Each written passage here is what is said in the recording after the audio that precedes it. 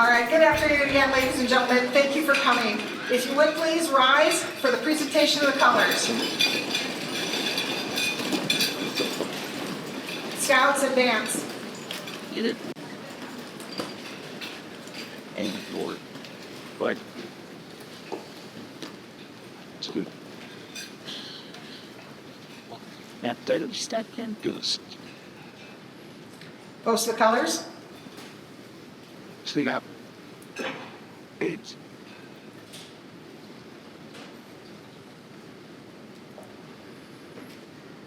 Ladies and gentlemen, please join me in the Pledge of Allegiance. Pledge allegiance to the flag of the United States of America and to the republic for which it stands, one nation, under God, indivisible, with liberty and justice for all. You may be seated. Thank you, Scouts. Okay, I can rock this step right. I'll put me the hot notch. I'm crazy. No.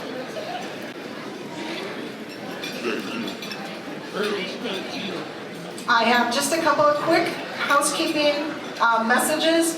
The weather looks really good, but just in case of emergency, your exits are directly behind you, to your right, and through the service entrance if needed. You'll notice that we have additional security today, so please take directions from them in the event of an emergency. We don't anticipate anything, so we're going to enjoy the weather. Every effort was made to see you with people you know, and I make apologies for the people whose names we missed on the list. Happens every time. I've gone over the list a gazillion times and still I missed you. So my apologies, and I'm glad that you found somewhere to sit and hopefully to make some new friends. My name is Angela Weck, so you know who to be mad at later. I'm the Executive Director of the Peoria Area World Affairs Council. Okay. The World Affairs Council in Peoria in the Peoria area is part of a nationwide network of councils. We're all independent with a common mission to bring educational programs to our local communities to learn about the world and how what happens in the world affects us locally. I hope you've enjoyed the luncheon. There was a lovely slideshow that I never hooked up. But if you'd like more information about the World Affairs Council, there are brochures out on the table, and we invite you to come join us. We do a wide variety of things, including these distinguished speaker series. I would like to take this opportunity to thank the veterans in our audience. As you obviously know, General Petraeus is one of the most well-known veterans. But those of you who have joined us today are just as dear in our hearts for all the service you have given to us and our nation. So thank you for joining us, all the veterans.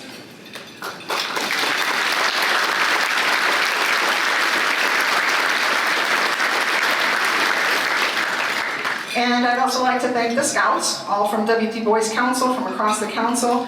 They are learning the lessons of leadership that the veterans have already learned, and hopefully you'll share some wisdom with them and teach them about service as well.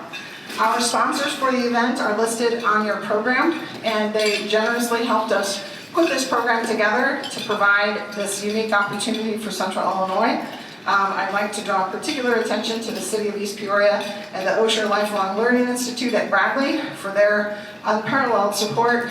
Intercon, So Bright, table sponsors Train, Mangold. I'm missing somebody, but they're on the back of your program. Please thank those folks as you see them and let them know how much you appreciate that they support programs like this. David Petraeus is a 4-star general in the U.S. Army, retired, but he's also a former director of the CIA. He has an extensive and impressive resume. It is also included in your program so that we can skip right to the good stuff and you don't have to listen to me read it. Our moderator today is Don Sanford. He's a board member of the Peoria Area World Affairs Council, a retired master social studies teacher from Eureka, who many of you had as a teacher when you went to school. He is going to be our moderator today. So, ladies and gentlemen, with that, I turn it over to Don for our conversation about conflict, lessons learned from World War II to today, or maybe not learned. And we'll learn what he can tell us about current conflicts today. Thank you for joining us. Thank you, Angela. I do want to mention Angela Weck as a special recognition. She not only has really worked tirelessly to put this program on, which you don't know all the hours behind the scenes of coordinating things, but we also just had a program a week ago with the consul generals from Mexico and from Canada here, and had many different events with that. So she's really done a great job over these last 2 weeks. So we thank you for that, Angela.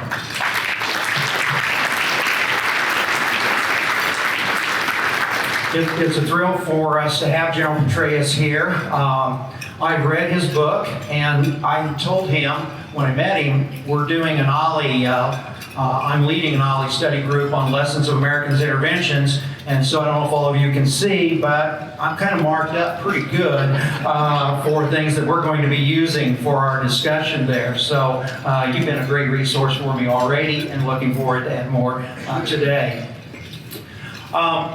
The book does, I think, an excellent job of pointing out so many different things that we obviously can't get in all today. But I think we really need to lead off with the 4 tasks that you mentioned that leaders must be able to answer to provide successful strategic leadership. And hopefully I got the big idea right on this. Well, thanks very much. It's great to be here with all of you. Angela, thanks for your persistence. I realized at a certain point in time, I might just as well say yes and figure out how to get out here, because saying no repeatedly was getting more and more painful. I am a huge believer in the World Affairs Councils throughout this country. I've spoken at dozens of them, literally. I'm doing another one in Chicago today, although it may also be combined with the Union League Club. And it's great to see such a large audience here in Peoria. I appreciate the mercifully short introduction. I often get one of these that, General Petraeus is a man who needs no introduction, and then they still give this lengthy introduction. So it's refreshing to hear that. It also means that she didn't mention one of the items in my biography, which is that I was runner-up for Time Person of the Year in 2007. To Vladimir Putin. This whole Russia thing in Ukraine is a bit personal for me. I should also note another item in my biography is that I was sanctioned by Vladimir Putin 2 years ago, so there goes summer vacations in St. Petersburg. Don, thanks for being my interlocutor today, my interrogator. I want to remind you that I stood against enhanced interrogation techniques from the very beginning. So we'll have none of that here today. But thanks also for what you've done for this community over a number of decades. Many people pointed out the contribution you made in the world of education. So you asked a question, which is really, what's the most important part in the entire book, at least in a general sense, before you get into each of the individual conflicts that Andrew Roberts, a great British historian and biographer, and now Lord Roberts of Belgravia as well, what we write about. And that is the critical importance of strategic leadership. Now, strategic leadership is crucial in any endeavor. CEO of Caterpillar is a strategic leader. He or she has to perform the 4 tasks I'm going to describe to you very competently if that firm is to continue to expand and to grow. The commander of a theater of war, and I was obviously privileged to command 2 of those, Iraq and Afghanistan, at the height of each war, is very much a strategic leader.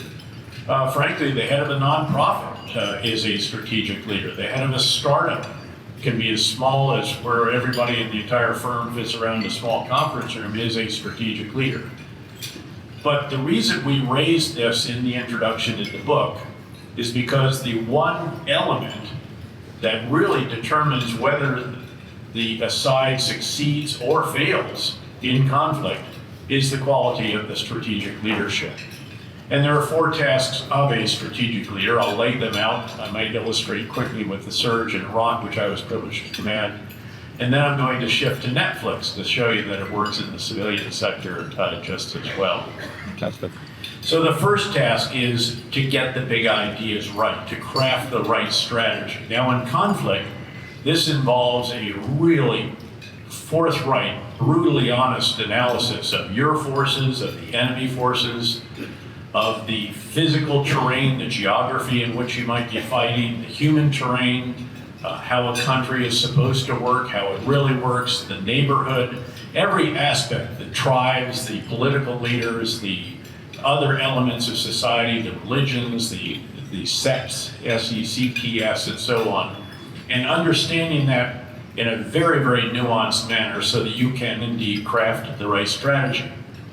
Now you'd think, of course, that's always the case when we make the big decision, roll the iron dice, as Bismarck's described the decision to go to war, that we would have all that information. And the truth is that that's actually not generally the case. In fact, one of the big takeaways, I was a 2-star general in the beginning of the war in Iraq, commanding the great 101st Airborne Division. During the fight to Baghdad, I came back as a 3-star and then as a 4-star, obviously, to command the surge.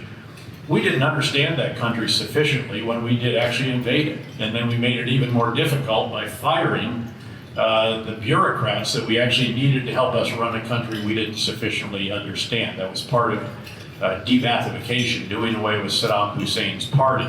And it was a very misguided, terrible decision. But again, gotta craft the right strategy. You have to understand the nature of the conflict and do that right. We probably have some Vietnam veterans in here, and I will tell you that we failed you for 13 years, from 1955 till about late 1968, because we didn't craft the right big ideas. We didn't get the strategy right. We tried to turn a small war into a big war, to fight a war of attrition with North Vietnam, which we could not win.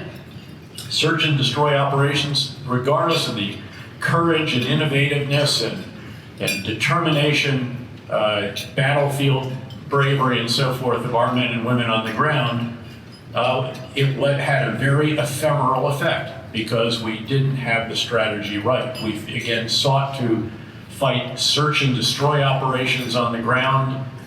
They would take a hill and then you'd give the hill up and go back. And again, the enemy would reoccupy instead of doing what we eventually did, which was to craft a comprehensive civil military counterinsurgency campaign focused on protecting the people where they actually lived and forcing the enemy to come to us instead of trying to go to them. So again, it doesn't follow that we always get the big ideas right, and I can give you other examples, I'm sure we will as we discuss various of the conflicts. I submit that it took us 9 years in Afghanistan to get all the inputs right. The big ideas, the strategy at about year 8, my predecessor, General Stan McChrystal, 5 years together in combat, great special operator, finally got that right, and then I took over and we completed the rest of it over a subsequent year. Got to get the big ideas right. It starts with that. It's the be-all and end-all. If you don't get that right, I don't care how good you are at the other tasks that I'm going to lay out. It almost doesn't matter. Second task is to communicate the big ideas effectively throughout the breadth and depth of the organization you're privileged to lead, and with everyone else who has a stake in the outcome of the conflict. Your partners on the ground, coalition partners, host nation counterparts, the Prime Minister, the Minister of Defense, etc., your coalition leaders, number 10 Downing Street, obviously the White House, the Pentagon, America's mothers and fathers, all of this. You've got to communicate that effectively. And I tried to do that to the absolute extent of my ability and was probably the most open 4-star to the press in a very, very long time. Third task of a strategic leader is to oversee the implementation of the big ideas. This is what we normally think of as leadership. This is the example the leader provides. It's the energy that he or she shares, conveys, the inspiration provided to the organization. It's attracting the best and brightest, hanging on to them as long as you can, allowing those not measuring up to move on to something else. It's the metrics you use.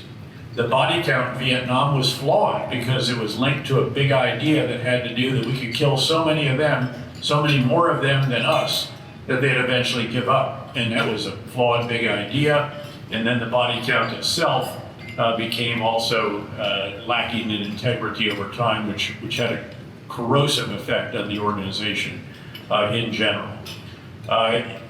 The organizational architecture that you design, nobody gives you the template for this. They don't give you and say, here's what it should look like. You have to sort of discover it on your own. You have to do a lot of examination. What are the tasks we need to perform? How do we craft this organization and set it up and so forth? And then your battle rhythm, how you spend your time as a leader is crucial because it's the meetings you have, the activities you engage in, all of these different ways you literally commit your most important personal asset, which is your time and energy, so that you are driving the implementation of the campaign plan. That was one of the most important ways in which you're communicating the big ideas that you are then overseeing the implementation of. And in that battle rhythm, in your schedule, you've got events or activities that enable you or require you, force you to determine how to refine the big ideas, which is the fourth task, because the situation's constantly evolving, you're achieving success, you're experiencing setbacks, and as that situation evolves, you obviously need to refine the big ideas, make changes to your strategy, and do it all over again and again and again. And during the surge, the big ideas were 180 degrees different from what we've been doing before. We had been going into neighborhoods and leaving. We'd clear and leave. We'd do a big operation and then we'd just pull out. Sometimes we'd hand off to Iraqi forces, but they could no longer handle the level of violence as the Iraqi civil war between Sunni and Shia Muslims escalated to terrifying levels. There were 53 dead civilian bodies due to violence every 24 hours in Baghdad alone, the month that President Bush courageously decided to conduct the surge and selected a new commander and a new ambassador. So again, we had to change that, and I decided we're going back into the neighborhoods. Job one is to secure and serve the people. The only way we can do it is by living with them, and that was the biggest of the big ideas. That's a huge idea. We have some veterans in here who were part of that. They know that that required us just in the Baghdad area alone to create 77 additional locations in which our forces, typically together with Iraqi partners, were located, and we had to fight for every one of those because the enemy was going to be coming at us with suicide car bombs in the morning after we established it overnight. So you got to secure and serve the people. We can only do it by living with them. Big idea number two, we have to reconcile with as many of the bad guys as we can, who are not, again, the senior people, clearly, but we need to strip away the rank and file from the Sunni insurgents, from the Shia militia supported by Iran, not Al-Qaeda. And we did that. We reconciled with 103,000. We literally brought them over to our side and got them fighting against the bad guys instead of tacitly or actively supporting them. Good. Number three, pursue even more relentlessly with our special mission units, the irreconcilables, the leaders of Al-Qaeda in Iraq, which we destroyed during the conduct of the surge. The Iranian-supported Shia militia, these are irreconcilables. We had an entire intelligence organization that did nothing but identify who are the irreconcilables. And then Joint Special Operation Command units went after them, 12 to 15 targeted operations every single night, often turning another operation within that period of darkness based on what we found in the initial operation that evening. Huge ideas, a bunch of others, even greater civil-military integration. The ambassador and I were like this. We had a single combined civil-military campaign plan. Folks in the Pentagon asked why I had civilian crap in my campaign plan. I said it's because we're doing a civil-military counterinsurgency campaign, and so forth and so on. So the big ideas were huge. First day, how did I communicate this? My very first remarks after handing the colors back to the sergeant major and going to the podium were to say, we are going to secure and serve the people, and we have to live with them to do it. Gathered the commanders together right afterwards, said, guys, we're going back downtown. Said, Roger, sir. And we started doing that. And then fleshed out all these other ideas. Eventually, you changed the mission statement the first week, changed the base operation plan the second week, then changed all the other annexes and appendices that comprise one of these huge, big counterinsurgency campaign operations plans.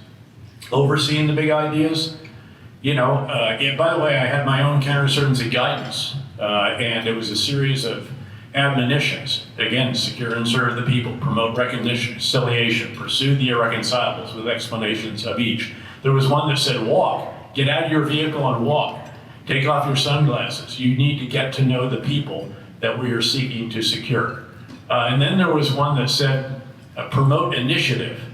In the absence of orders, figure out what they should have been and execute aggressively. I'm sure that's what the police department here is also seeking to promote. People that go out, do the right thing, even in the absence of orders.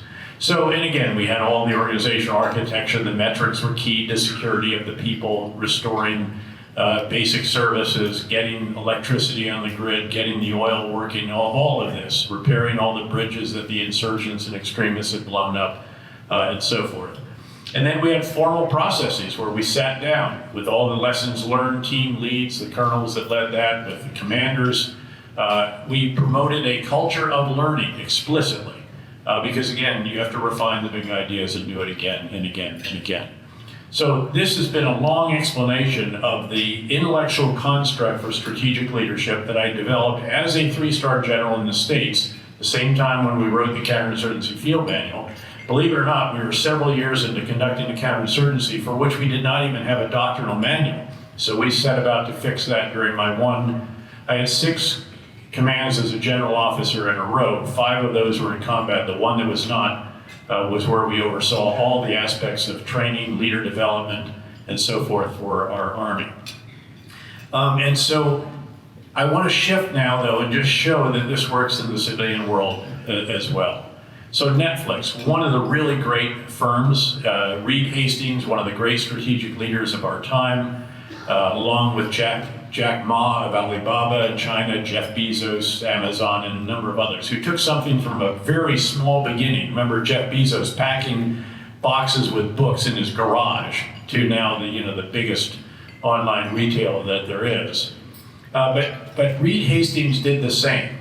And so the first big idea for Netflix was, we're going to put movies in the hands of customers without brick and mortar, and we're going to charge less than Blockbuster, which uses brick and mortar.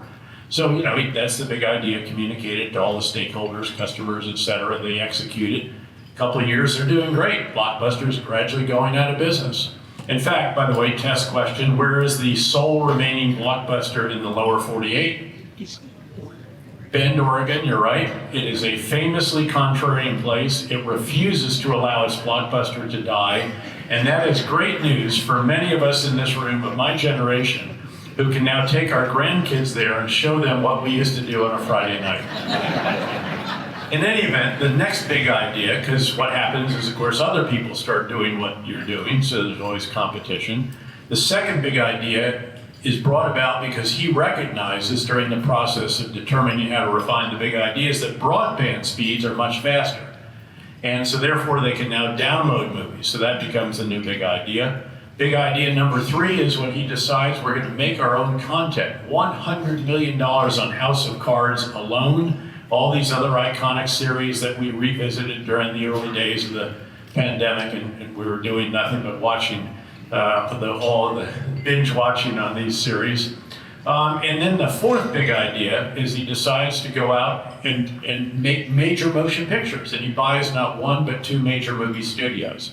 And again, another breakout moment. There was one issue there, and I've sat down and discussed with Reed Hastings the intellectual construct that I developed and used for strategic leadership. He has something very, very similar, slightly different nomenclature, but very similar. But I said, Reed, that one movie in which Brad Pitt played General Stan McChrystal, it just doesn't work. I said, Stan has a sense of humor. He doesn't march around stiffly, salute awkwardly, and all the rest of this. And I said, besides, I just couldn't get over the fact that Brad Pitt didn't hold out to play me. Anyway, so you get the idea. Strategic leadership really, really matters. The truth is, it matters in everything. But that person at the very top, or co-people, is in the firm KKR, which I'm privileged to be a partner in, where we have co-CEOs and also co-founders and co-chairmen. What they do, especially when it comes to developing the big ideas and then keeping them right, is really what determines success or failure, and that is very much the case as we lay out in the book. The French failed to get the big ideas right for their time in Indochina, Vietnam, their time in Algeria. We had a spotty record in Iraq and Afghanistan. We did some things really, really well, like toppling the Saddam Hussein regime. And then we did some things really, really stupidly, like firing the entire Iraqi military without telling them how we were going to enable them to provide for their families. I was, again, a two-star commander. By then I was responsible for Mosul and northern Iraq, and it just cut us off at the knees. It created the seeds of the insurgency that then inflicted Iraq all the way until the surge, when I determined that we were going to do reconciliation with all these elements that we had fired and basically cut out of life. And we did that with the Ba'ath Party as well. Noting, as I mentioned earlier, this is tens of thousands of people. Yes, all the people at the top. In fact, we were proud to kill Saddam's two sons in the 101st Airborne Division area when they shot at our soldiers during our attempt to detain them. But once you got down into the level of bureaucrats, many of which were Western educated, what we needed, in fact, who understood the country that we didn't, that was a catastrophically bad big idea, and it took us years to recover from that. So this concept of strategic leadership is the prism through which we examine the different conflicts that we believe are the most important during that period that we study, which is from 1945 to Ukraine, and now also in the second edition it will be to Gaza. The word that comes to mind as you were talking is arrogance with leadership. I know in Steve Cole's new book, with the lead up to the Iraq War, talks about one of the administration officials that had gotten a briefing on Afghanistan, and talked about the history and how it can eat you alive. And that individual replied back, "America makes the history." And then we've seen that throughout Iraq. There was a lot of arrogance that it was just going to come in. My question to you is, and this is a frustration I've had as a history teacher, is you have a closed, and I've heard ambassadors talk about this, contacting back into White House staff that are just ignorant of the situation in the country. Know thy enemy is a nice saying, but we don't practice it. And also, I know you had issues with upper command. And General Petraeus has, I've heard him talk about that issue as well, getting them to understand. Well, I was not supported during the surge. Yeah. The Joint Chiefs sought to box me in. It was a great moment because I had President Bush with me. That's all you need. As long as you have the president with you. I didn't have that necessarily in the next administration, but in that administration. And so President Bush started every Monday morning, he started the work week in Washington at 7:30, by the way, which is unheard of. I mean, nothing happens in Washington in the White House until 9:30 or 10. But at 7:30 in the morning, the entire national security team is assembled around the Situation Room table with the president at the head. And he goes immediately to the ambassador to be by video conference. He doesn't ask anyone around the table, how's it going in Iraq? He asks us, which is contrary to, again, his successor. So that meant that we had recourse to him. And that was crucial because my own boss my predecessor didn't really support the surge. And he became a member of the Joint Chiefs. My boss did not support the surge. The Joint Chiefs were afraid that it would ruin their services, and it was a legitimate concern, although as one of them said to the president, that is, the president replied when one of them said, "I'm afraid this could break our army." He said, "Let me tell you what will break the army, and that's losing a war." But again, there was a lack of support. They tried to box me in with 3 options that I had to consider for the way ahead for the drawdown. And because I was supported by the president at the end of these sessions with them, I said, "Chiefs, I really appreciate the drill that you put my staff and me through over the past number of weeks. It's been very, very helpful to us as we have formulated the recommendation that I'll make to the president tomorrow. I just need to tell you, it's not any one of these options." And you could feel the oxygen go out of a video conference very quickly. So no, look, we've always wrestled with this. America is true, I do believe, truly is an exceptional nation. It is the leader of the world. It should remain the leader of the world. It's in our cold, hard national interest to do it. It's not charity. We're helping the Ukrainians not because of, again, some charitable notion. We're helping them because they've been invaded by a common enemy of NATO. And oh, by the way, if you don't respond to that, don't think that deterrence against what China might do is worth anything whatsoever. I think one of the challenges in deterring Putin from doing what he did in Ukraine was the decision to withdraw from Afghanistan, which was not necessary. This whole idea that you have to end endless wars, really? I mean, if you have a sustainable situation, and especially if you know that if you leave, it's going to collapse, which we should have known, and I said publicly, including on Fox News, if you know that, why don't you just stay? I got it, it's maddening, it's frustrating, our partners aren't all we'd like them to be, they're corrupt, they're this, they're that. But we hadn't lost a soldier in 18 months and $25 billion out of an $800 billion defense budget. If you know that, again, it's going to collapse. Instead, we decided we have to pull them out. We do that. Predictably, they do collapse because they realize nobody's coming to the rescue. I suspect that that was a major factor with Vladimir Putin thinking, hey, if they won't even support the country they've been in for 20 years, they're sure as hell not going to support Ukraine if we have a blitzkrieg there and take Kyiv within a week, which obviously didn't transpire. But so again, yes, but that can lead to a degree of arrogance. I think an awful lot of people thought back to the Gulf War. In fact, of course, a number of the individuals in the Bush administration, the early Bush administration, were veterans of that. And it went really well, as some in here know. It was much, much tougher when you don't stop at the border of Kuwait and you go into all the way to Baghdad, which Bush Sr. really had a premonition of, which is why he stopped actually in Kuwait rather than continuing on. In any event, it's something I think in any organization you've always got to be really sensitive to, especially if things are going really well and you start to think you're infallible, that you've got the magic, and it's just, you have to constantly be asking questions. Look, when I went back to Iraq for the surge, I brought people with me who I knew were often challenging the leadership. There was a full colonel intelligence officer who had literally been thrown out of the theater back in the first year when he said, I believe we're facing an insurgency. And the Secretary of Defense Rumsfeld did not want to hear that. And so they literally sent him home. There was a lieutenant colonel who had a PhD who I knew. I tried to know everybody out there who had a PhD, had a Rhodes Scholarship at Marshall. I want those people working for me.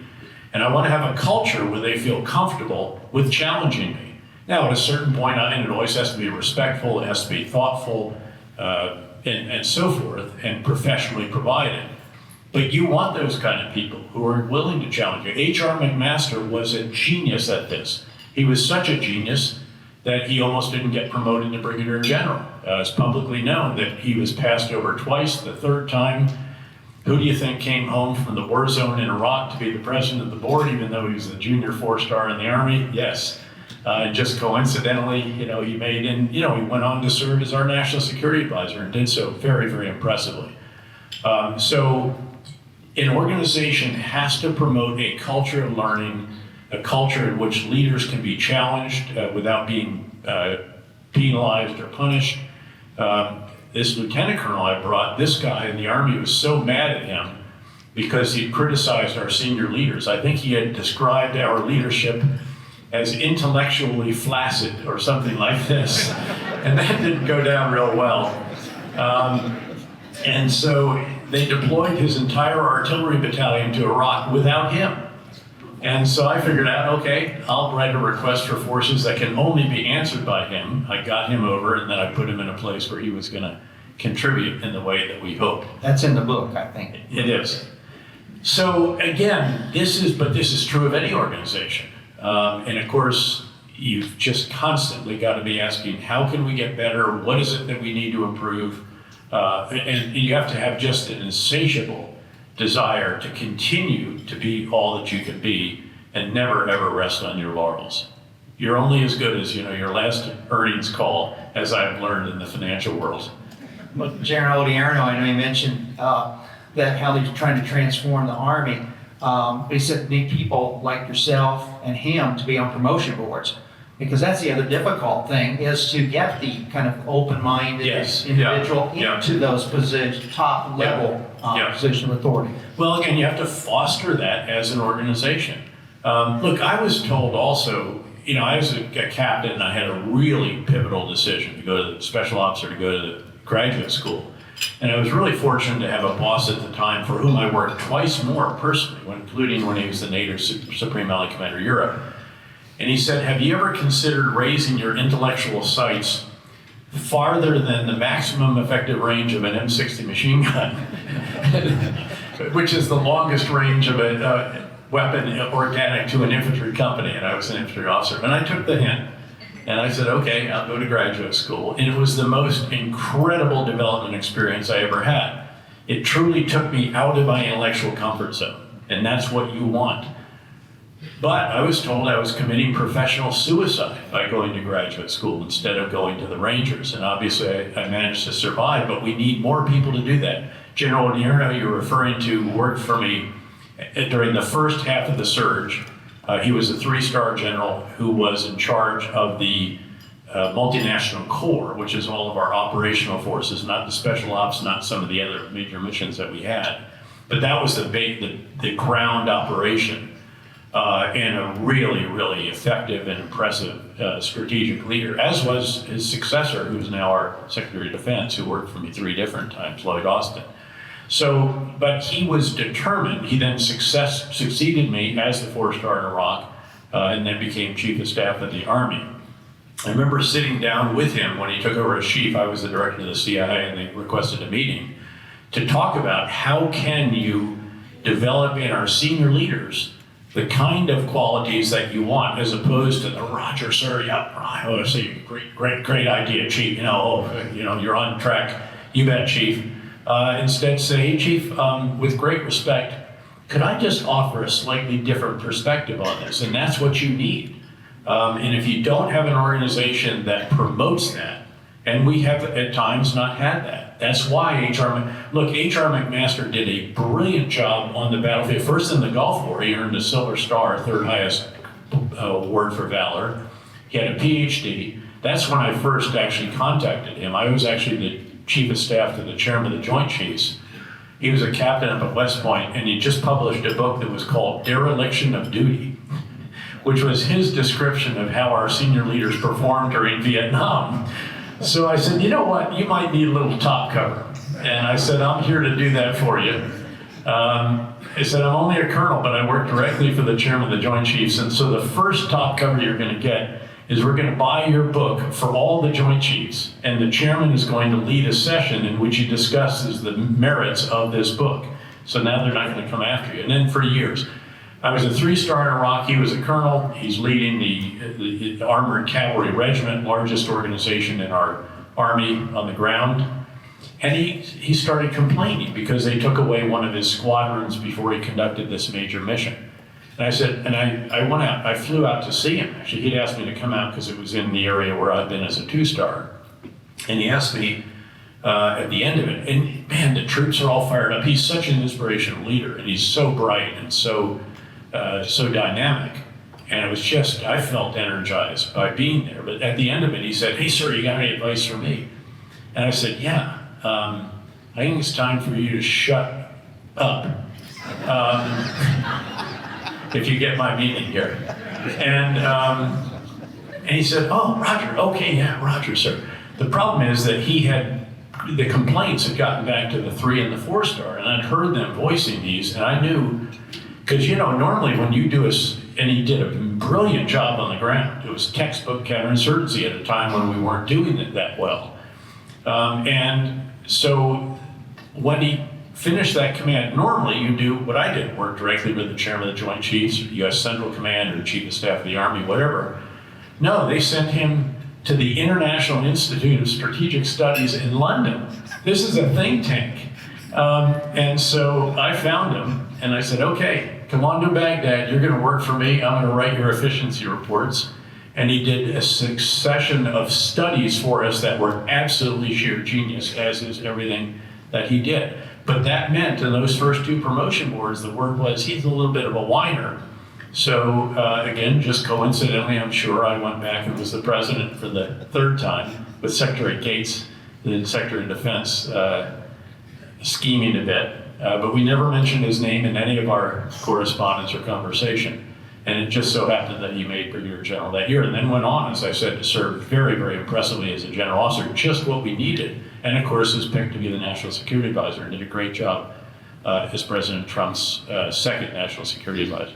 All right, great. Let's bring you to the end of the book, where you have about Ukraine, but of course, when the book was published, there's been much more that's happened. So I'd like for you to share what you've learned with your book. We talk about the evolving nature of war. And certainly, there's been evolving, but also it's been interesting to see some of the old World War I. So if you can kind of share with our audience your observations on Ukraine. Yeah, first of all, Ukraine is this really unique battlefield where Max Boot, the great Washington Post correspondent, has described it as the war in which All Quiet on the Western Front, a novel about World War I, meets Blade Runner, a novel about the future. And it's all of that. If you look at the defensive positions the Ukrainians had tried to attack through last summer, the Russian fortifications, it's reminiscent of the trenches of World War I, minefields, no man's lands, lots of artillery and everything else.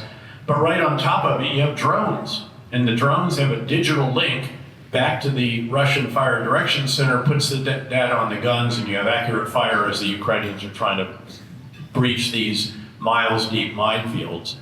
And then more recently, really, even since the book was published, we see Ukraine using unmanned systems unbelievably effectively. How else does a country with no navy, because Ukraine really has no navy left, Russians either sank it or captured it or whatever, or pinned them in their ports.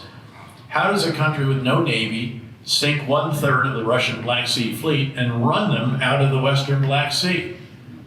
Aerial drones that find the Russian ships and maritime drones that sink them. And these are all unmanned. They're guided but unmanned. Incredible effectiveness and really strategically important results, because when the Western Black Sea is vacated by the Russians, including the final ship that was in the centuries-old port of Sevastopol in Crimea, removed, now they can export grain. They're 25% of the world's export market for grain, which means that all of a sudden Egypt has food security again, and Ukraine gets the benefit of the fiscal results of that kind of activity.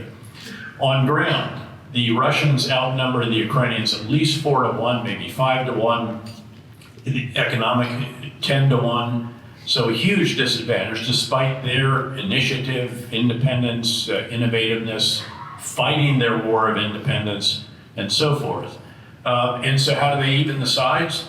Create 1 million unmanned cheap drones, suicide drones, in 12 months. And that's what they're doing right now. They're intent on doing that. And they have some longer range systems and so forth as well. But that is indigenous Ukrainian. We can't do that in the United States. It would take us years with all of the process that we have of requirements, determination, requirements, establishment, request for proposal, down select, testing, and then actually build them in the plant that's actually going to produce them, and finally you get it. They're doing this in every garage and basement in Ukraine, and we've got to learn from that. Because the future of warfare, in many respects, is increasingly going to be unmanned, and it's not just going to be remotely piloted, air, ground. By the way, now they're about to unleash robotic dogs on the Ukrainian battlefield. They're coming. They're already being made, and they're really quite spectacular, to add to the air systems that they have and the maritime systems.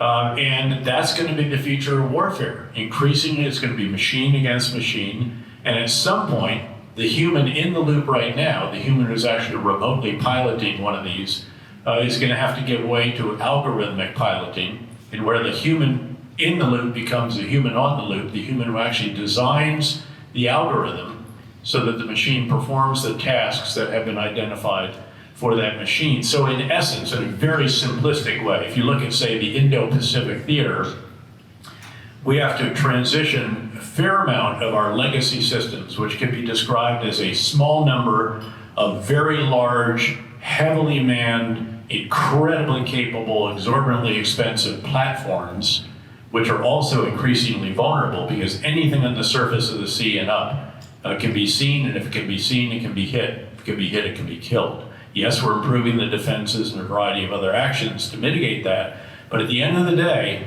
you're going to have to shift from a number of those, not all by any means, but a number of those to a massive number of unmanned systems that are increasingly capable and again, increasingly driven by algorithms rather than by a human actually piloting them remotely. That's a bit scary in a lot of ways, but it is already playing out on the battlefield in Ukraine. In fact, there are now drones taking down planes. There's drone-on-drone warfare. All of this is playing out at a very accelerated pace because nothing makes you innovative and responsive as fearing that you might lose a war, especially if it's your war of independence, which is the situation for Ukraine. I should note I've been over there 3 times in the last 12 months alone. I'll be back there again in September, talk to all the leaders and so forth. And again, I firmly believe that we should be doing everything we possibly can to enable Ukraine to maintain its independence, to liberate this territory that has been taken from them by Russia in an unprovoked and absolutely brutal invasion, the first of its type since World War II.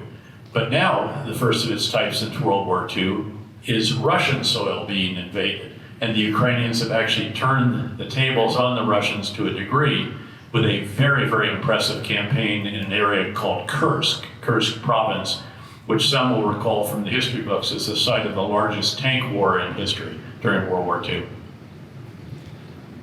The other thing too is it's unique that you have so many YouTube and Instagram and TikTok showing all Let me these mention battles. that. Yeah, I mean, what you have is a degree of transparency, and I thank you for pointing that out. There's a degree of transparency on this battlefield and an availability with open source information to really get a great understanding of it. Everybody on this battlefield has a smartphone. Most have access to the internet, even if it's through Starlink or some other system. And then there's lots of social media platforms in which you can post videos, statements, photographs, you name it. In fact, the Ukrainian citizens would record the Russian soldiers on their command and control systems, especially when they're complaining about their leaders, and then they'd upload that on there as well. The Russian communication system in the beginning was absolutely abysmal. And that's why so many of the leaders were getting killed all the time. They had to come up to the front to find out what's going on. But in contrast to our systems, which are FM, so you don't transmit to the entire world, frequency hopping, it's very hard to stay with the frequency on which you're transmitting because it's constantly changing. It's linked to GPS timing and so forth. And then secure, so even if you can follow it, you can't understand it because it's encrypted. The Russians were non-secure, so it's open, single channel, and HF, which means it's very easy to pick up. It broadcasts very widely, more widely than is needed. And you just get on a police scanner and you can hear them. And so again, if they're criticizing their bosses, they record it and upload it. If not, they just transmit on top of it and deny them their command and control frequency. Then what happened is they started using their cell phones. Well, then the Ukrainians said, well, Russian cell phone prefixes won't work on our towers anymore. They made a change. So then they start stealing Ukrainian cell phones. Then the Ukrainians start using Find My iPhone, and they give it to the Fire Direction Center. It has been fascinating.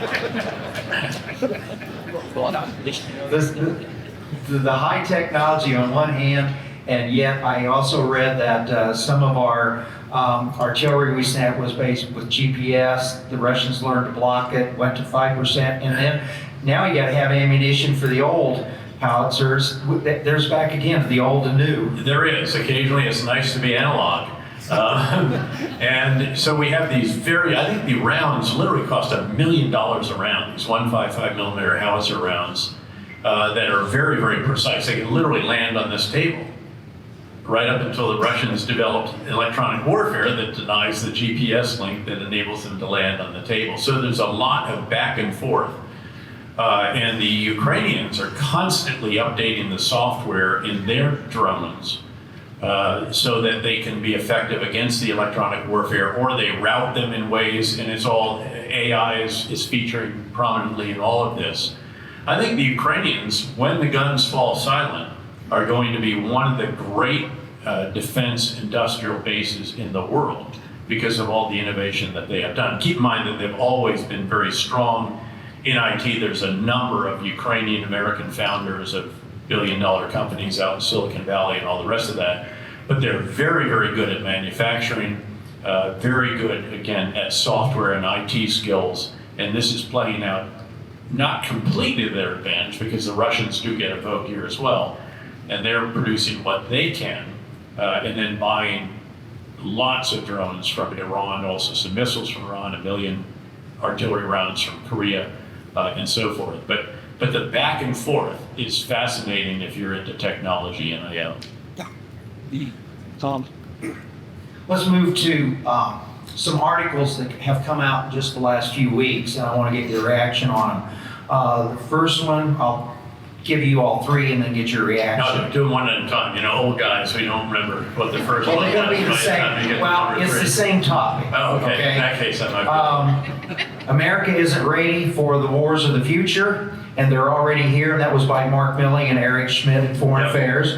And then we had America is not ready for a major war, says a bipartisan commission. The Yeah. country is unaware of the dangers ahead and the cost to prepare for them. In truth, America's military position is eroding. I got that out of The Economist. And lastly, the report of the Commission on National Defense Strategy 2024. The United States must spend more efficiently and more efficiently to build the future force, not perpetuate the existing one. I'd like to get your observation. You know, I largely agree with that. I think you have to qualify it a bit, however. I think there is keen awareness of what it is we need to do. The problem is, as Senator McCain used to describe, the military-industrial congressional complex. Every single element has interests in perpetuating status quo or current systems. You know, they want to keep their aircraft carrier, they want to keep their base, they want to keep their manufacturing. They are against innovation because they don't understand it and they fear it. And they're very apprehensive about it. And this has always been a problem. I mean, we have far more base structure than we need for the size force that we need. Again, we shouldn't perpetuate legacy systems, but yet they have an interest in the status quo and maintaining it. There's a lot of ways we could achieve efficiencies, but we're prevented from doing so. I mean, it's Congress itself that kept telling us that we had to buy more C-130J transport aircraft than we wanted for years. And the Air Force said, stop, please, we have enough of these. But I forget what member of the Senate Appropriations Committee made C-130Js in his district. So that's the kind of challenge that you have. And then I think, to be fair to those articles, though, as well, we need to be much more aggressively in sketching out the operational concepts for the future, embracing them, turning them into doctrinal manuals. Then on the basis of those, change our organizational structures, overhaul our training, determine the material that we need, and much more rapidly in partnership with industry, overhaul how industry does stuff. And there's some companies that are doing this, which are really impressive, like Anduril and a few others, but not enough. And then, again, also the personnel you bring in, the facilities you have. There's an acronym for everything in the military, of course. And in the Army, they have one that's called DOTLM PF, which is a great way of reminding yourself all the different actions you have to take to institutionalize change. You've got to change your doctrine, counterinsurgency field manual, change your organizational architecture. We've made lots of changes for Iraq and Afghanistan. Change the training. The training centers, when I took command, I also had the oversight of the scenarios at the National Training Center in the Mojave Desert. We were still fighting tank on tank. I said, guys, we're in a counterinsurgency now. So let's get role players out there. Let's get little villages and base camps and suicide bombers and host nation forces and mullahs and mayors and everything else. And we have to deal with all of that. Leader development. We weren't training on the right stuff in our actual courses. So leader development is all of the commissioned, non-commissioned warrant officer education courses throughout the Army. You know, we had 16 different centers, I think, that I oversaw as a 3-star. I went to the field artillery school, and the captains there, all of whom had served downrange, some twice already. And I went running with a bunch of them, because, you know, at mile 3, the truth begins to come out. And you say, okay, you're either going to start talking or I'm going to go faster. You know, it's your choice. I said, okay, sir, we'll talk. So I asked them, you have 5 operations orders that you do during the course of your 5-month, whatever it is, time at Fort Sill, Oklahoma. What are they on? And they said, well, they're all still on traditional, huge artillery operations, massing battalions. I said, did any of you ever even mass a battery during combat in Iraq? He said, no, hell, we didn't even shoot that much. I mean, it's not the most accurate stuff. You don't use it. It's a small, it's a short knife fight kind of thing. Instead, what they were doing was convoy security, infantry as we do, being used as infantry, detainee operations, whatever. And they weren't training on any of this or educating on any of this at the Field Artillery School. And the commandant, who was a 2-star, very sharp guy, but he hadn't been downrange, he didn't know. So I sat down with him and I said, you guys need to do something here. So he said, let me take it on. He called me the next day. He said, hey, sir, we've shut down the captain's career course. I said, oh, really? Great. He said, yeah, the captains are going to help us overhaul it. We'll reopen it 2 weeks from now, and we're going to be addressing what they need to actually survive on the battlefield while still doing an appropriate amount of field artillery stuff, because we'll get back to that at some time. I remember telling the Chief of Staff of the Army, he used to come to Fort Leavenworth every week or every month. And it was great because when I went through Washington on my way home from Baghdad as a 3-star out to Fort Leavenworth, I said, Chief, you got any guidance? He said, yeah, Dave, shake up the Army. I said, I can do that, Chief, as long as you have my back. He said, I will. And so I remember sitting down with him on that visit, and I said, Chief, just so you hear it from me, the Field Artillery Center closed down all of its education for captains. And they laid out why. And he said, I love it. And he said, there's some real goodness here. He said, number 1 is he did it. Number 2 is he didn't ask permission. And number 3 is he didn't ask for any money or people. So, but that, this is what, so we've got to get on with this. Again, you work your way through these different subjects, and that's what's important for us. So each of those reports or observations, and I love Eric Schmidt and General Mark Milley, fellow Princetonian who was the chairman of the Joint Chiefs. But there is a recognition of it, there is an awareness, and the question is, can the Pentagon and the services in particular, can the industry and can Congress allow the kind and foster and actually push the kind of aggressive changes that are necessary to transition from a small number of large platforms to a massive number of small platforms, unmanned. To give it out. All right, I want to move to a potential war with Iran and get your thoughts. Now, I'm assuming John Bolton probably will be back in government. I know President Trump said John Bolton would like to bomb every country if he could. But There's some truth to that. he's I know John well.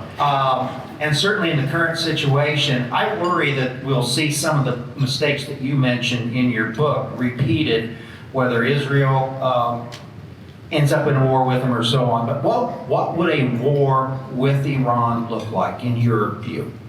Well, it would be very, very destructive. I mean, that's, and then I'd have to start saying which war, what would it be, what are you after, what are you alluding to? The current situation is one in which, because the Israelis, they did acknowledge they took out the number 2 in Lebanese Hezbollah, or number 2 or 3, depending on your definition there, a very significant strike in Lebanon. And of course, they're already exchanging daily rockets and missiles and so forth, and 70,000 or more Israelis have been forced to move out of their villages in northern Israel because of this, which is horrible.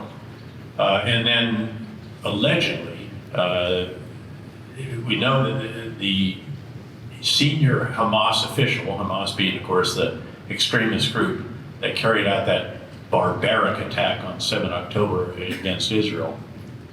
By the way, to put that in perspective, what the Israelis sustained that day, if you put it in our demographic terms, would be the equivalent of 40,000 Americans killed and 7,000 taken hostage, compared with, say, the nearly 3,000 killed in 9/11. So this was an event, a traumatic nature of which we really can't appreciate. But the head of Hamas, the political leader, happened to be in Tehran for the swearing in of the new Iranian president, and in what appears to be an incredible intelligence failure by the Iranian Revolutionary Guards Corps, who control the guest house in which this individual is staying. That guest house blew up and took him with him. So he was assassinated. Israel has not acknowledged that. That certainly is what is being alleged by Iran. So both Hezbollah and Iran feel a need to retaliate. But the truth is that neither Iran nor Hezbollah nor Israel really want to get into a full-on war with each other because it will be very destructive.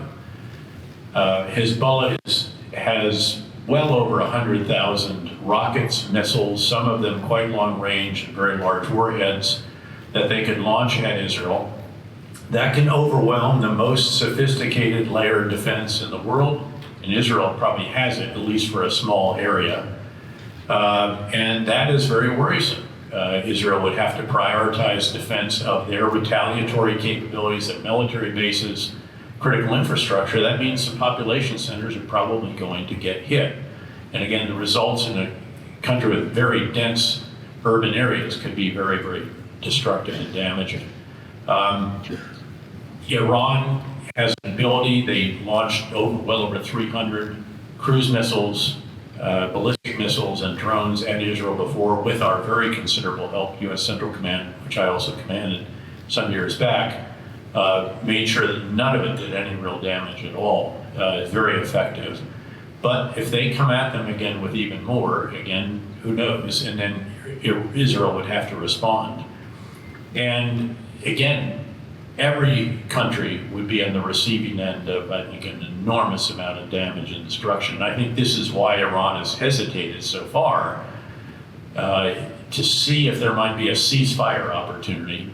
But Hamas is standing in the way of that right now. And some of Israel's conditions are difficult for Hamas to meet also. I'd love to see it happen on a short-term basis. My reservation there is that there has not yet been a political vision for Gaza. And having done that during the surge in Iraq, where we went into Fallujah, Ramadi, Bakuba, Mosul, and so forth, and told them, we're going to make life better for you by getting the extremists out of your midst, and then securing a series of gated communities, as we called them. I used to tell the Iraqi people, folks in Florida spend a lot of money on gated communities, and we're giving them to you for free. But that's what you need, because if you don't have security, you can't distribute humanitarian assistance in an organized way. Criminals and Hamas remnants take charge of it. You can't bring in Palestinian security forces. They can't stand up to even the remnants of Hamas, and so forth. So Israel's mission still is incomplete in some respects. Don't get me wrong, I want to see them destroy Hamas. I believe Hamas is an irreconcilable Islamist extremist organization that has to be killed or captured. But you then need to secure the area, because if all you do is clear and leave, as we were doing prior to the surge, the remnants will reconstitute, and criminal elements will take over. So that's the challenge that they have. There's a lot of reasons why they've not done that. But again, this is a really, really pernicious situation out there. And I haven't even mentioned the Houthis, who of course are preventing traffic from going through the Red Sea. Egypt's losing 80% of the remittances, that are the fees that they get from going through the Suez Canal, and ships having to do an extra 10 to 14 days to go around Africa, depending on their destination. The Middle East is a very, very tough neighborhood, obviously. As I mentioned, I spent probably, 7 years of my life in the greater Middle East, including command of that overall area as the U.S. Central Command commander. That's one way it's publicly known. We established the plan and rehearsed it to destroy the Iran nuclear program if that was necessary, and so forth. We had three truths that we used to articulate for Central Command. The first is that Las Vegas rules do not apply in the Middle East. In other words, what happens there doesn't stay there. It tends to spew violence, instability, extremism, and often a tsunami of refugees, not just in the neighboring countries, but all the way into Europe. The second is that you really need to understand who your enemies are and who your friends are, and never confuse one for the other. Iran is our enemy. Now, whether or not John Bolton's idea that you could ever foster a revolution there has any merit, I tend to think it doesn't. But again, don't confuse that they are ever going to be our friend. That doesn't mean you can't have discussions, negotiations, and so forth with them. And I would not have left the Iran nuclear agreement. I was not a fan of it for certain reasons, but once you're in it, actually, we're in a much better place with the Iran nuclear program then than we are now. Much, much better. Then number three reality is that trying to leave the Middle East for the United States is similar to Michael Corleone trying to leave the mafia. You just keep getting sucked back in. So you might as well just acknowledge that you need to keep a substantial presence there that is as small and efficient and effective as you can make it. But stop endlessly trying to draw it down further, because it scares our allies and partners, and we're going to get sucked back in anyway. We're closing out on time here, so we'll look at one final that the war keeps being mentioned in articles all the time, and there's always these little side issues. I noticed in your book you talked about that in the war games, any war with China always ends in nuclear war. My question though is, obviously we would like to avoid a war with them. It's been fascinating to me as a history teacher to see us going back into some of these old World War II Pacific Islands, Yep. Indian bases, Yep. trying to prevent. What are your thoughts on a good strategy with China right now? Yeah, actually the big idea here, and I've given this a lot of thought, I've written about it and so forth, including at Harvard where I was a fellow for 6 years, part-time always, is that what we need with respect to China, together with our allies and partners, is a comprehensive, integrated, whole of governments approach. So S on the end of government, all of our allies and partners together, to try to use every tool that is available to us to ensure that deterrence is rock solid. Now, keep in mind that deterrence is a function of two factors. The first is the potential adversary's assessment of your capabilities on the one hand, and as I mentioned, we need to transform those capabilities and improve them in other ways as well. We're doing a lot of that. We are hardening our bases, we're dispersing our forces, we're going back into countries that we ignored for decades since World War II, reinvigorating alliances with the Philippines and other countries, helping Japan double its defense spending, et cetera, all of that, and establishing the overall operational constructs, organizational structures, and so forth. And then there's a second factor, which is the potential adversary's assessment of your willingness to employ those capabilities. And you cannot let there be any doubt about that. I think it's why President Biden on 4 occasions has stated that we would come to the aid of Taiwan. Yes, then his national security advisor rushes out and says, well, there's no change to our policy of strategic ambiguity, et cetera, and our commitment to these different documents. But he said it, and that's actually quite important because you don't want doubt. I think there was doubt with Putin because of the withdrawal from Afghanistan and the way that it went. I think there was doubt planted by the red line in Syria that turned out not to be a red line. One of the points we make in the book is that what happens in one part of the world reverberates in other parts. And you should use every capability. There's one glaring absence for us in that overarching strategy, and that is a trade component.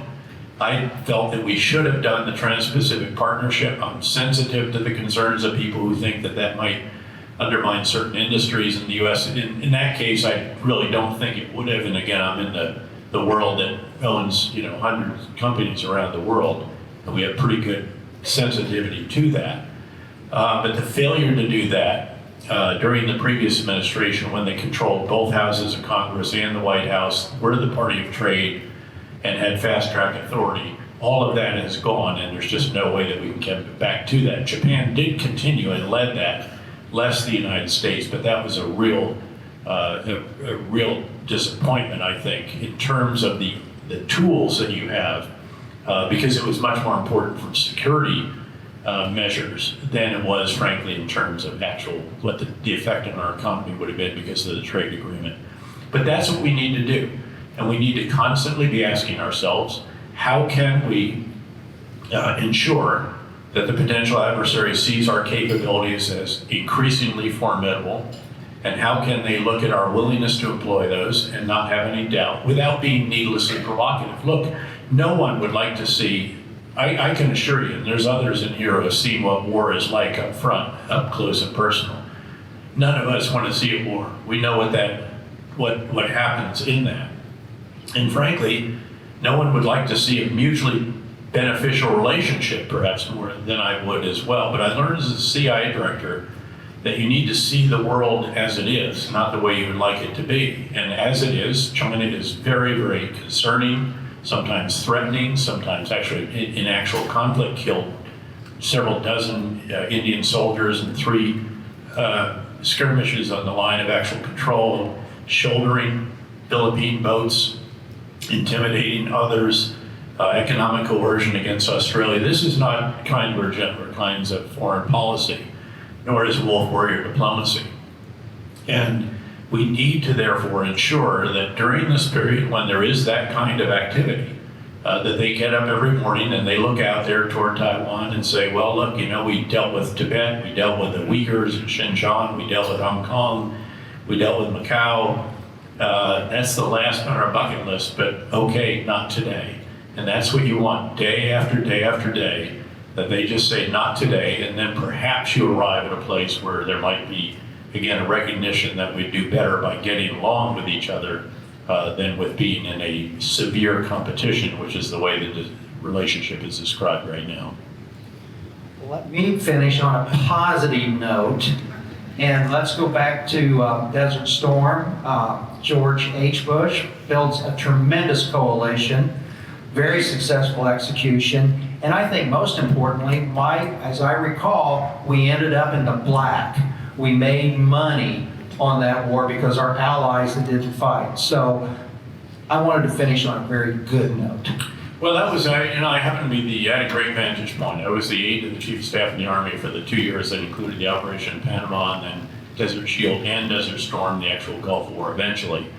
And it was an extraordinary war. The big ideas were brilliant. Frankly, look, at the end of the day, we built a force that was necessary to liberate Kuwait from Iraq, and then we doubled it. And literally, I was the chief's aide and assistant executive officer. We went over there, and so there was no question about that in the end, but it was brilliantly executed as well.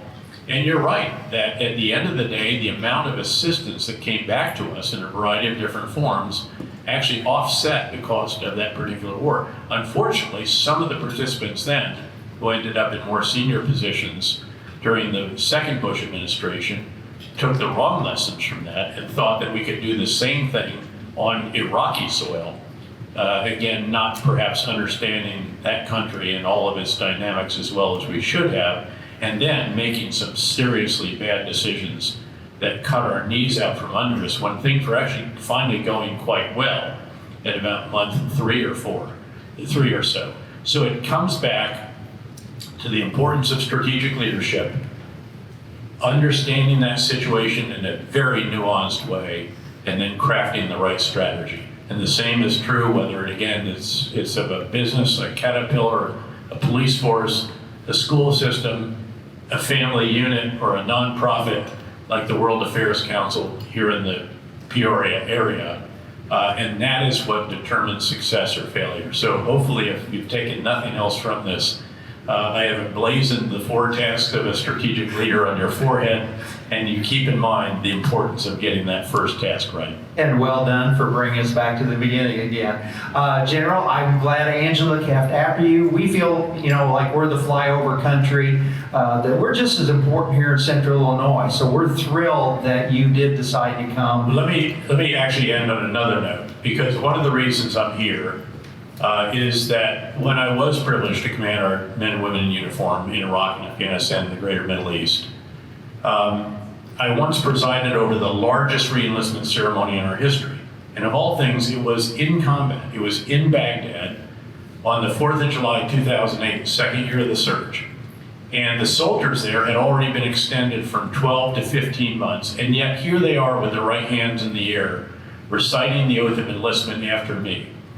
And I'm looking out at this 1,215 soldiers, sailors, airmen, and Marines and asking myself, what is this all about? And I realized it's not about the stock options. There weren't any of those. The economy was still strong at that time. We didn't know it was about to go off a cliff at all. Unemployment was at historically low levels. And I realized it's about these young men and women feeling privileged to serve a mission that is larger than self, not unlike those in their domestic counterparts. It's the privilege of doing that with others who feel the same way at a time of war after our nation has been attacked. And then it was a sense that those back home appreciated what it was that those in uniform were doing, even if in some cases they disagreed with the policies that we were executing. Very few communities supported our men and women in the way that this one has. And so I feel really privileged to be here with all of you. It's very, very well known how much you have done to look after our men and women in uniform when they take the uniform off, and their family members. And by the way, the group that most ensured that our men and women got the welcome home that they never did is our Vietnam veterans. And I'd like to end by asking them to stand up so we can say thank you for the service they gave, which we did not do at the time they came home from their wars. Thank you.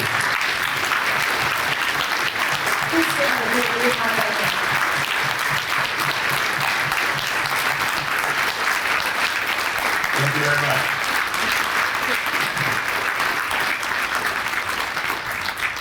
Join me again in thanking General Petraeus. I think this is the first time that we have sat for an hour and not a single person has got up and left. So I think we could sit here all afternoon, but I'm guessing some of the kids need to get back to school and some of you need to get back to work. So join me again in thanking General Petraeus.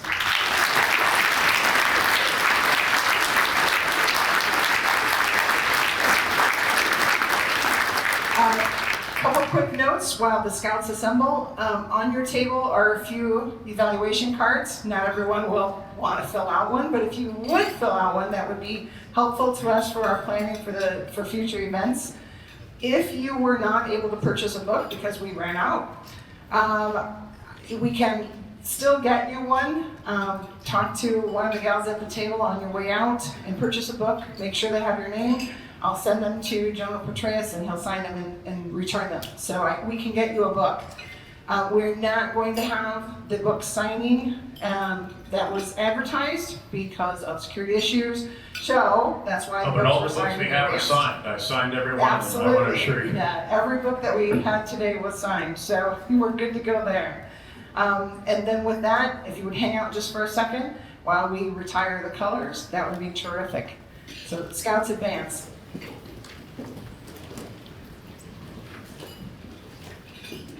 Hey, should say it. Stop. Thanks, die stuck in books.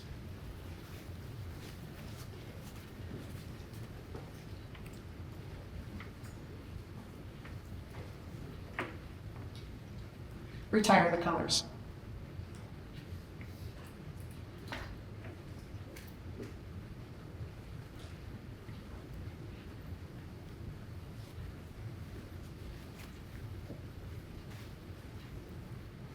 Wait, Good.